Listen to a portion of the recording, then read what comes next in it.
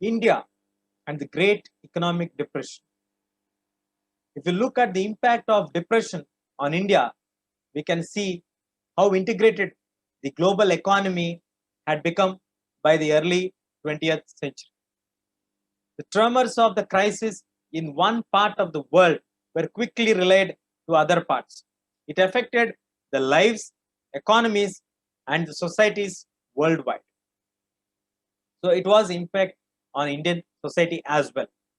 In the 19th century, the colonial India had become an exporter of agricultural goods and importer of manufacturers. It started to export agricultural goods and start to import the manufactured goods. Due to the depression, immediately India's trade got affected. India's exports and imports both became half. Both have become half, and between 1928 to 1934, they have been slashed down. As international prices fell down, prices in India also fell down, got plunged. Between 1928 and 1934, the cost of the wheat alone fell by 50%. The cost of wheat alone fell by 50%. You can imagine. So the peasants and the farmers suffered a lot due to this crisis. The urban dwellers, when compared to the urban people, the most affected were the farmers and peasants in the villages. Though the agricultural prices fell sharply, the colonial government, which means the British government, which was ruling India during that time, refused to reduce the revenue demands, means the taxes. The peasants were producing for world market, were the worst hit, because as we know, globally, all the countries started to see the effect of economic depression, the Great Economic Depression.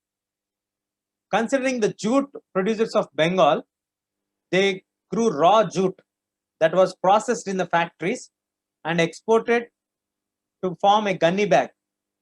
But as gunny's export collapsed, the price of the raw jute got crashed completely, more than 60%. More than 60%, the cost has come down.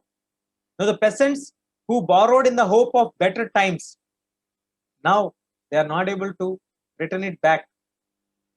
As the cost has fell down, they became into deeper debts. They fell into the deeper depths. Earlier, with good hope, they have taken loans, but now they were not able to repay it back as the income for the jute has crashed for nearly 60%. Now they became into deep depths. Thus, the Bengal jute growers lament.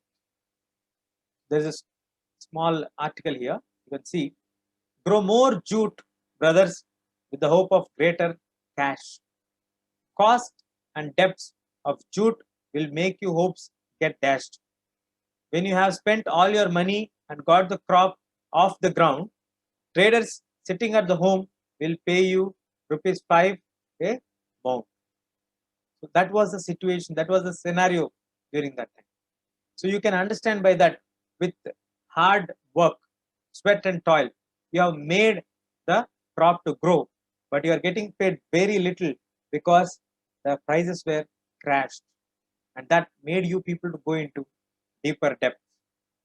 Across India, peasants' indebtedness increased. They used their savings, mortgaged lands, and sold whatever jewelry they had, precious metals they had, in order to survive, in order to live. They are not able to meet the requirements.